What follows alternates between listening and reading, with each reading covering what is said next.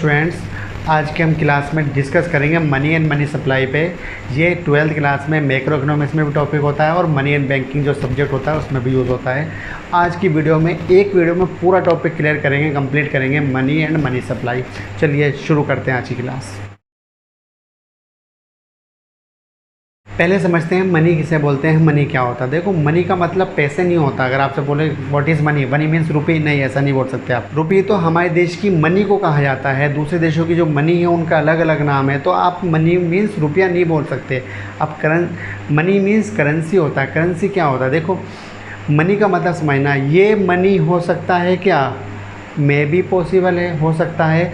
Money उस product को कहते हैं, उस थिंग को कहते हैं, उस मेटल को कहते हैं। किसी भी उस चीज़ को मनी बोलोगे आप जिसके अंदर दो फीचर अवेलेबल हों, दो फीचर हों। पहली feature, money works as medium of exchange. Money क्या करता है, ना तो आप मनी को खाते हो, ना मनी को पहन सकते हो, ना मनी पे सो सकते हो, बस मनी से दूसरे प्रोडक्ट खरीदते हो आप। तो पहली फीचर क्या बताई मैंने, मनी की पहली फीचर है medium of exchange. Medium of exchange, money से दूसरे प्रोडक्ट खरीदते हैं, एक्सचेंज करते हैं। देखो, मैं आपको पढ़ाता हूँ, आप मुझे मनी देते हो मेरी सर्विस के बदले, फिर मैं उस मनी से जाकर शर्ट ख़रीद लेता हूँ। तो मैंने मनी दे दी, शर्ट ले ली, तो मनी ने क्या करा, मीडिएटर का, बीच का काम करा है। इसे बोलते हैं मीडियम ऑफ एक्सचेंज। पहला टॉपिक क्लियर है। दूसरा,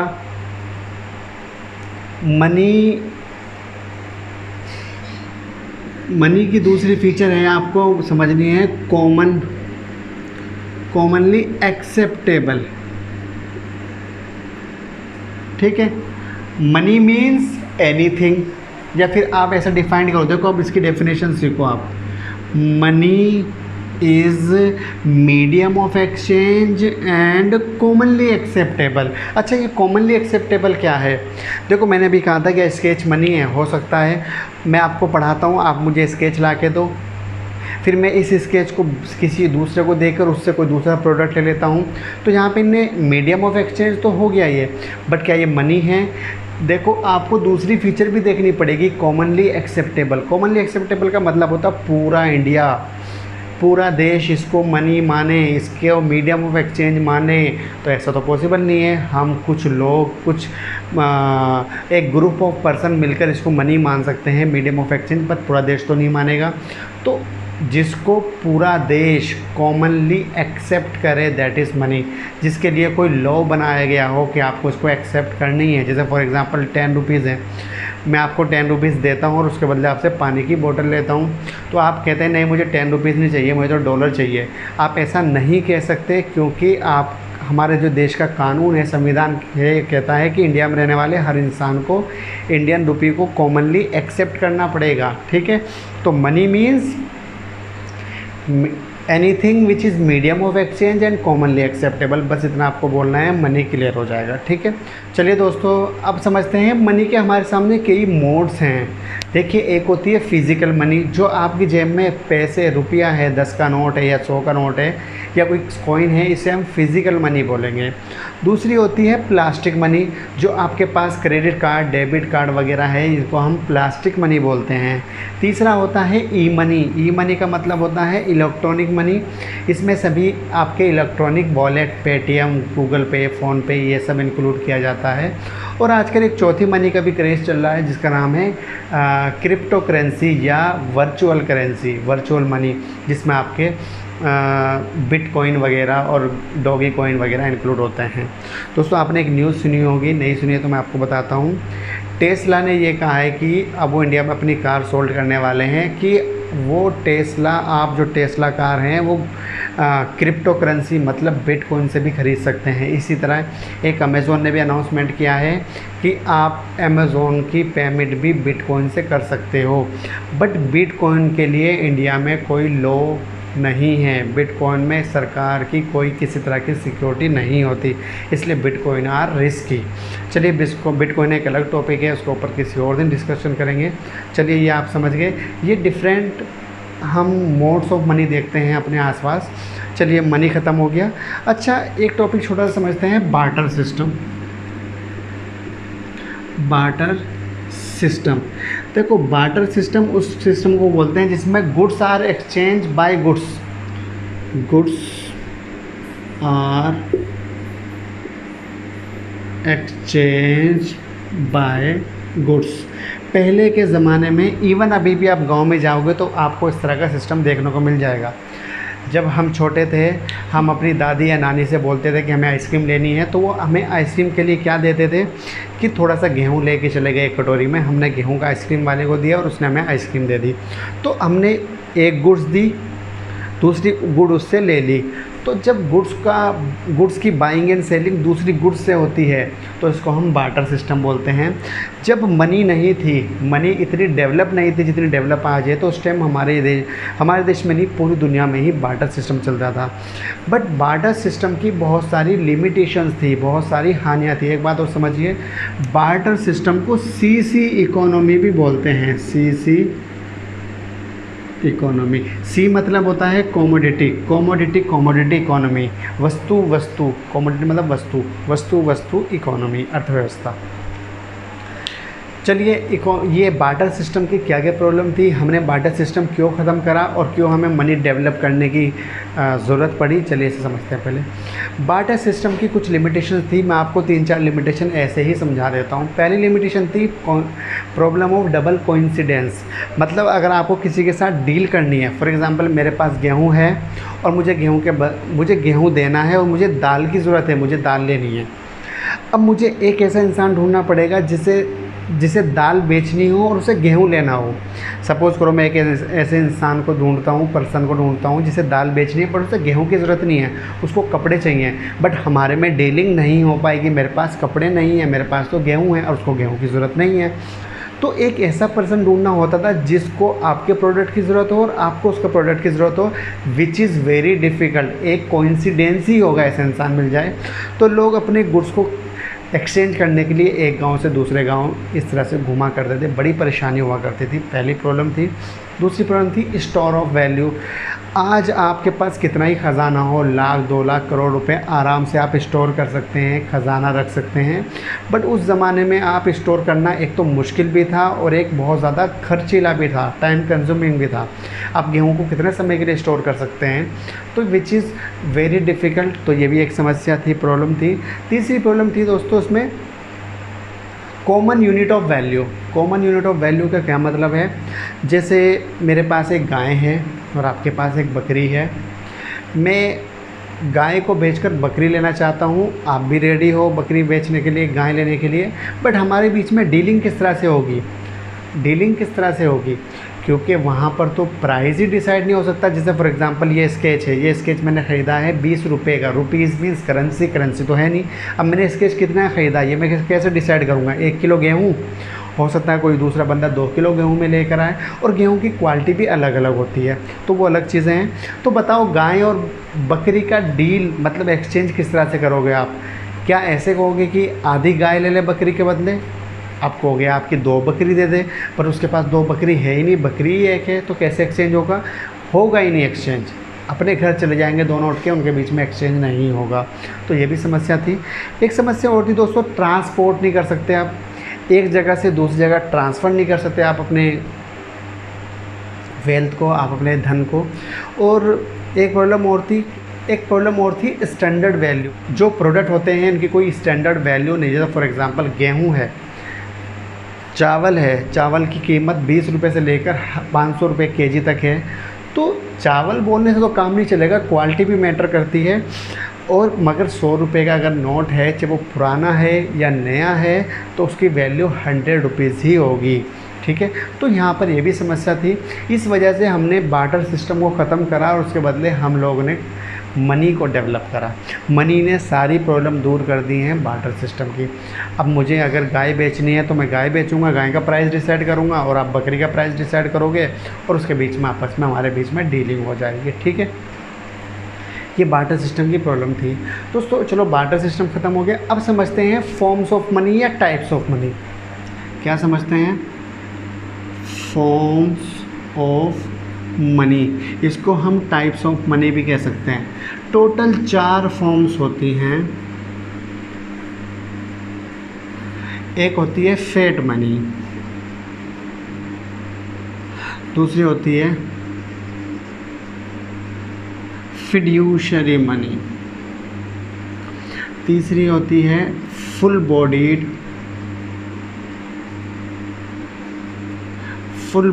मनी, और फोर्थ है क्रेडिट मनी। इन दोनों का लिंक आपस में है और इन दोनों का लिंक आपस में है। पहले पता करते हैं फिड्यूशरी। एक और होती है वैसे कमोडिटी मनी, चलो वो अलग समझते हैं। फेट मनी उस मनी को बोलते हैं जो सरकार या सरकार के ऑर्डर पे इशू की जाती है। जैसे आजकल चलने वाले सभी नोट और कॉइन्स सरकार करती है इशू, या सरकार के ऑर्डर पे। सभी कॉइन्स जो हैं उनके ऊपर लिखा होता है गवर्नमेंट ऑफ इंडिया, तो उसका मतलब वो गवर्नमेंट ऑफ इंडिया इशू करती है, आरबीआई नहीं करता। मगर सभी नोट्स पे लिखा होता है, जो हमारे पेपर नोट होते हैं उन पे लिखा होता है रिज़र्व बैंक ऑफ इंडिया। इसका मतलब आरबीआई गवर्नमेंट के बिहाफ पे इशू करता है, तो उसको फेट मनी बोलते हैं। सरकार के इसके पीछे पूरी सिक्योरिटी होती है, रिस्पॉन्सिबिलिटी होती है देश के अंदर करेंसी सर्कुलेट करने की। दूसरा होता है फिड्यूशरी मनी उस मनी को बोलते हैं जिसमें सरकार का कोई ऑर्डर नहीं होता, आपस में पेई और पेयर के बीच ट्रस्ट होता है।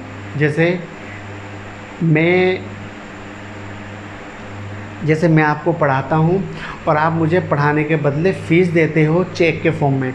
अगर मैं आप पे ट्रस्ट करता हूँ तो मैं उस चेक को एक्सेप्ट कर लूँगा। अगर कोई इंसान आपको नहीं जानता वो कभी भी चेक एक्सेप्ट नहीं करेगा। आप मार्केट में शॉपिंग करने जाओ, कपड़े ख़रीद के लाओ, उसे बोलो चेक से पेमेंट ले ले, वो कभी भी नहीं लेगा। क्यों? हो सकता है चेक बाउंस हो जाए, भले बहुत ज़्यादा रिस्क है इसके अंदर। तो इसलिए जो फिड्यूशरी मनी है वो आपस में ट्रस्ट पे चलती है। ठीक है, मैंने बता दिया। इसमें जैसे चेक हो गई, इसी तरह से इसमें आप वर्चुअल करेंसी में डाल सकते हैं, में बिटकॉइन वगैरह। थर्ड होती है फुल बॉडीड कॉइन आजकल नहीं चलती, ये पहले के ज़माने में खासकर इंडिया में जो ब्रिटिश रूल था, ब्रिटिश राज था, उसमें चला करती थी। ब्रिटिश रूल में क्या था कि हमारे देश के अंदर जो कॉइन थे ना वो ना सिल्वर के कॉइन थे, चांदी के कॉइन थे। तो जो सिल्वर का जो कॉइन था, जैसे मान लो 1 रुपये का कॉइन है, चलो मैं आज के एग्जांपल में समझाता हूँ आपको, उसे फ़िलहाल छोड़ दीजिए। जैसे 10 रुपये का कॉइन है, 10 रुपीज़ कॉइन है, आप उस कॉइन को तोड़ देते हो, तोड़ के 2 टुकड़े कर देते हो। अब वो 10 का तो नहीं, कॉइन मनी तो नहीं रहा वो, अब वो बन गया कमोडिटी। क्या बन गया? कमोडिटी। अब ये बताओ उसके अंदर जो कमोडिटी है उसकी वैल्यू कितनी है। मान लेते हैं उसके अंदर 50 पैसे की भी कमोडिटी की वैल्यू नहीं, लोहा या जो भी लगा है उसके अंदर, चलो मान लेते हैं 1 रुपये की कमोडिटी वैल्यू है। बट उसकी मनी वैल्यू कितनी थी? अगर वो मनी में चलता तो कितने का चलता? 10 रुपीज़।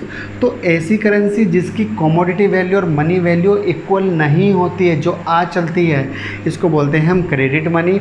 बट ऐसी मनी जिसकी मनी वैल्यू और कमोडिटी वैल्यू इक्वल होती है, इसे बोलते हैं फुल बॉडीड मनी। मैंने बोला है जो ब्रिटिश रूल था इंडिया में उसमें फुल बॉडीड मनी चलती थी। 1 रुपये का जो कॉइन था सिल्वर का, उसके अंदर 1 रुपये के इक्वल ही चांदी भी लगी होती थी, सिल्वर भी लगी होती थी। अगर आप उस कॉइन को मनी पे ना चलाओ, कमोडिटी में बेचो, आप उसे तोड़ के बेचो, तब भी वो 1 रुपये का ही जाएगा। फॉर एग्ज़ाम्पल, समझ आ गया बात आपको? जैसे मान लो दूसरा एग्जाम्पल समझिए, जैसे गोल्ड कॉइन होते हैं, गोल्ड के कॉइन होते हैं, तो अगर गोल्ड का कॉइन उसके ऊपर 500 रुपीज़ लिखा है और उसके अंदर 500 का ही गोल्ड लगा है, तो उसको हम फुल बॉडीड मनी बोलेंगे। बट आजकल जो हमारे कॉइन्स और नोट चलते हैं, जैसे 2000 का नोट है, पेपर नोट है, तो क्या उसमें 2000 की कमोडिटी लगी है? नहीं ना, हो सकता है उसमें 2-4 रुपये का कागज़ लगाओ, वो भी मुश्किल है। तो इसे हम बोलेंगे क्रेडिट मनी। क्लियरली समझ आ गया बात आपको? अब ये थे फॉर्म्स या टाइप्स ऑफ मनी। चलिए अब समझते हैं, मनी का ये टॉपिक क्लियर हो गया यहाँ तक। अब समझते हैं मनी सप्लाई क्या होता है।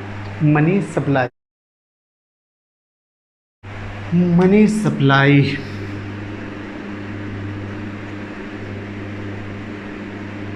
देखो, मनी सप्लाई का मतलब होता है जो गवर्नमेंट होती है वो मनी सप्लाई नहीं में इंक्लूड नहीं होती, बल्कि गवर्नमेंट को मनी सप्लायर बोलते हैं, सप्लाई में इंक्लूड नहीं करते। देखो मनी सप्लाई का एक लाइन में मतलब समझना, एक पर्टिकुलर टाइम पीरियड में, जैसे अभी क्या टाइम हो रहा है, इस टाइम को देखो, डेट देखो आज की, इस डेट पे और इस टाइम पे पूरी जनता के पास, सब लोगों के पास, अपने देश की टोटल पॉपुलेशन के पास जितनी करेंसी है तो उसको हम मनी सप्लाई बोलते हैं। दोबारा समझो, money supply means currency with the public at particular point of time, particular point of time, currency with the public at particular point of time. Particular point of time का मतलब है जैसे आज 1 अगस्त को आपके पास दोपहर के 12 बजे 100 रुपये आपकी जेब में हैं, 100 रुपीज़ आपकी जेब में हैं, तो ये पर्टिकुलर पॉइंट ऑफ टाइम हो गया। तो पूरी जनता के पास कितनी करेंसी है, बैंक इंक्लूड नहीं होता, आरबीआई इंक्लूड नहीं होता, गवर्नमेंट इंक्लूड नहीं होती, ठीक है। बस डेफिनेशन समझो, पर्टिकुलर पॉइंट ऑफ टाइम पर करेंसी विद द पब्लिक, इसको हम बोलते हैं मनी सप्लाई, ठीक है। इतनी बात याद रखना। और एक बात और याद रखना, मनी सप्लाई को क्या बोलते हैं, it is stock concept, it is stock concept. Money supply means currency with the public at particular point of time, और जो पर्टिकुलर पॉइंट ऑफ टाइम पर मेज़र किया जाता है उसको हम बोलते हैं स्टॉक, फ्लो नहीं स्टॉक, ठीक है। मनी सप्लाई समझ आ गया। अच्छा, मनी सप्लाई को मेज़र कैसे करते हैं, चलिए अब समझते हैं measurement of money supply. Measurement of money supply, money supply का मेज़रमेंट कैसे करते हैं, मनी सप्लाई को मापते कैसे हैं, देश में कितनी मनी चल रही है। देखो इसके ना टोटल 4 मेज़र्स हैं। कितने मेज़र्स हैं, 4, M1, M2, M3, M4। M1 सबसे छोटा नेरो मेज़रमेंट बोलते हैं इसको, बहुत नेरो है। M1 से बड़ा M2 होता है, ये भी नेरो है बट इससे ज़्यादा ब्रॉडर है। फिर M3 इससे भी बड़ा होता है और सबसे बड़ा होता है इसमें M4 मेज़र्स। तो टोटल 4 मेज़र्स होते हैं। M का मतलब होता है मेज़र या मेज़रमेंट। मनी सप्लाई के टोटल कितने मेज़र्स हैं, 4, M1, M2, M3, M4। M1 को सबसे नेरो मेज़र बोलते हैं, M1 और M2 को नेरो मेज़र बोलते हैं, और M3, M4 को ब्रॉडर मेज़र कहा जाता है। चलिए समझते हैं M1 क्या होता है। M1 मेज़र का मतलब होता है, एक फॉर्मूला समझिए आप, C + DD + OD, बस इसे याद कर लो आप। C का मतलब currency with the public, public के पास करेंसी को C बोलेंगे। DD का मतलब है demand deposit, demand deposit with commercial bank.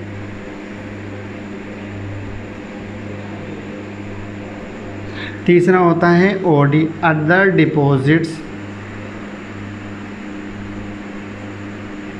Other deposits with RBI, reserve bank of India.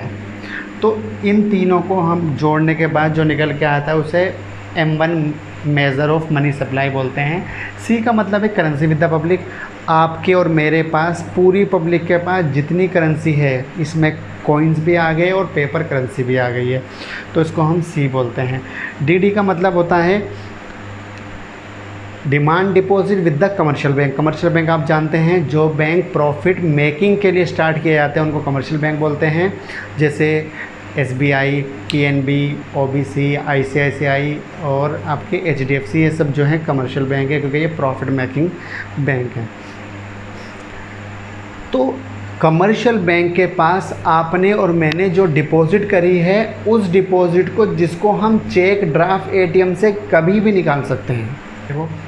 देखो आप बैंक में एक अकाउंट खोलते हो तो आप बैंक में पैसा डाल के आते हो और शाम को आके उसको ATM से निकाल देते हो या चेक से ट्रांसफ़र कर देते हो।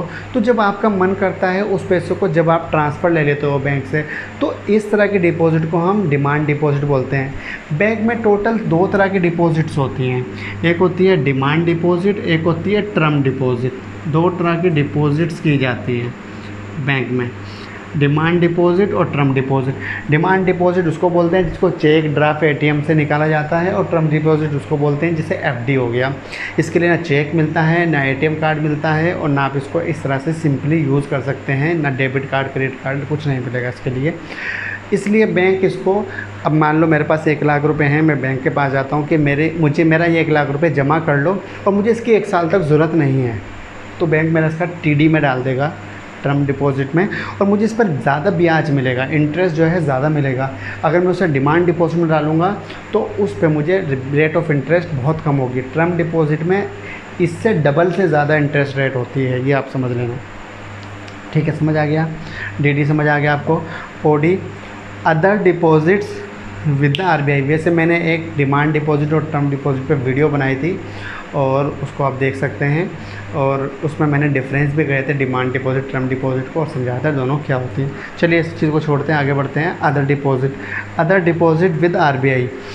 अदर डिपॉजिट विद आरबीआई का मतलब होता है हमारे आरबीआई के पास, हमारे देश के सेंट्रल बैंक के पास, आरबीआई को सेंट्रल बैंक बोलते हैं, हमारे देश के सेंट्रल बैंक मीन्स आरबीआई के पास किसी दूसरे देश के सेंट्रल बैंक की डिमांड डिपॉजिट, जैसे श्रीलंका का सेंट्रल बैंक, उसका भी कुछ ना कुछ नाम होगा, जैसे हमारे देश के बैंक का नाम है आरबीआई, जैसे इंग्लैंड के बैंक का नाम है बैंक ऑफ इंग्लैंड। तो किसी दूसरे देश का सेंट्रल बैंक हमारे देश के सेंट्रल बैंक के पास कुछ डिमांड डिपॉजिट रखता है, इसको इंक्लूड करते हैं। या फिर दूसरे देश की गवर्नमेंट हमारे देश के सेंट्रल बैंक के पास कुछ डिपॉजिट कराती है, इसको इंक्लूड करते हैं। पब्लिक फाइनेंशियल इंस्टीट्यूशंस जैसे आईडीबीआई, आईएफसीआई, आईसीआईसीआई, ये कुछ आरबीआई के पास डिमांड डिपॉजिट कराते हैं, इसको भी इंक्लूड करते हैं। और international financial institution, international monetary fund वगैरह जो है, आईएमएफ या वर्ल्ड बैंक, तो ये जब अगर हमारे आरबीआई के पास कुछ अमाउंट डिपॉजिट कराएंगे तो इसको भी इंक्लूड करेंगे, तो इनको इंक्लूड किया जाएगा ओडी में। अच्छा, क्या इंक्लूड नहीं होगा? इंडियन गवर्नमेंट या स्टेट गवर्नमेंट आरबीआई के पास कुछ अमाउंट डिपॉजिट करती है तो उसको इंक्लूड नहीं किया जाएगा। हमारे देश के कमर्शियल बैंक्स आरबीआई के पास कुछ डिपॉजिट करते हैं तो उसको इंक्लूड नहीं किया जाएगा। आगे समझ? तो इन सबको M1 में इंक्लूड किया जाएगा। अब अच्छा, बात आती है M2 की। M2 क्या है? M2 का मतलब होता है M1 plus saving deposits. Saving deposit डाकखाने में, पोस्ट ऑफिस में डिपॉजिट करते हो आप, या कमर्शियल बैंक में करते हो डिपॉजिट। दोस्तों ये वीडियो काफ़ी लेंथी हो जाएगी, इसलिए मैं M1 M1 तो मैंने क्लियर कर दिया आपको। M2 M3 M4 की एक अलग सेपरेट वीडियो बना दूंगा जिसमें आपको ही मैं मेज़रमेंट समझा दूंगा। चलिए, आज हमने पूरा टॉपिक समझ लिया है। हमने आज समझा था मनी और मनी सप्लाई, ये खासकर 12th क्लास में यूज़ होता है इकोनॉमिक्स में। ये पूरा चैप्टर आपका कंप्लीट हो गया है। आप इसको रिवीजन कीजिए, और ये चैप्टर ग्रेजुएशन में भी आता है और काफ़ी आगे की पढ़ाई में भी ये चैप्टर यूज़ होता है, मनी एंड मनी सप्लाई। दोस्तों मैं उम्मीद करता हूँ आपको ये वीडियो ज़रूर पसंद आई होगी। अगर आपको पसंद आई तो इसको लाइक और शेयर ज़रूर कीजिए। हमने काफ़ी मेहनत से इस वीडियो को बनाया। आप सभी से हम ये एक्सपेक्ट करते हैं कि इस वीडियो को ज़्यादा से ज़्यादा शेयर करें। अगर आपको कोई डाउट है या कोई क्वेरी है तो हमें कमेंट कीजिए, हम आंसर देने की कोशिश करेंगे जल्द से जल्द। चलिए, आज की वीडियो में इतना ही। जल्दी मुलाकात होगी एक नए टॉपिक के साथ। Bye bye.